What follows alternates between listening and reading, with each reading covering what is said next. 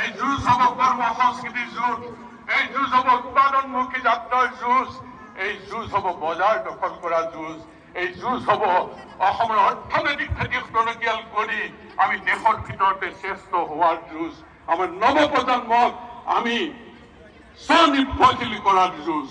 যুদ্ধ মাথনো যুদ্ধ, হাৰিও যুদ্ধ, জিনিও যুদ্ধ, যুদ্ধ মাথনো যুদ্ধ, যুদ্ধ নহলে নহব ৰুদ্ধ, আজি যে অসমীয়া অৱৰুদ্ধ।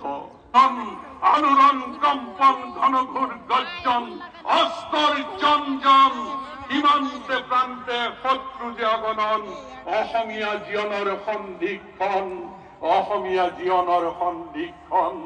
চাৰিওকাষে বেৰি অসম আহিলে ঘেৰি, আৰু যে নহহে দেৰি বজা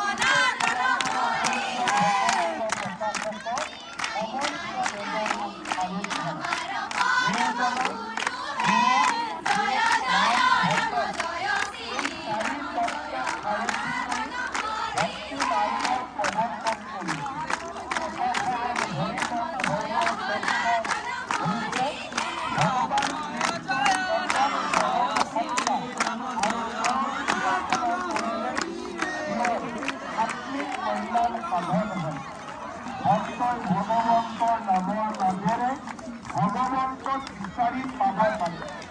গীতাৰ তত্ত্ব আৰু ভাগৱতৰ আখ্যানৰ ৰস হৈছে নৱবৈষ্ণৱ ভক্তি আন্দোলনৰ আৰু অনাৰম্ভৰ পথ আমাক আগুৱাই লৈ যায়। অসমীয়াৰ আধ্যাত্মিক সাংস্কৃতিক আৰু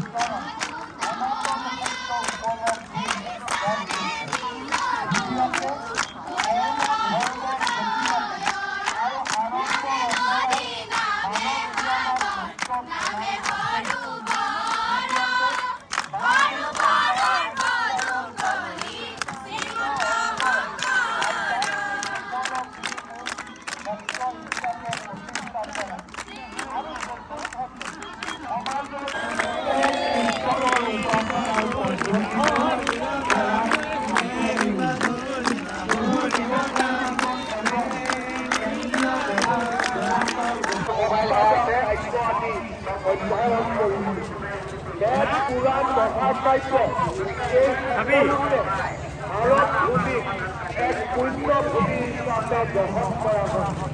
গুৰুজনাই ভাগৱতত কৈছে, দেৱৰো দুৰ্লভ ইতি জন্ম ভাৰত হৰাই চিন্তামণি যেন জানিবা হাতত।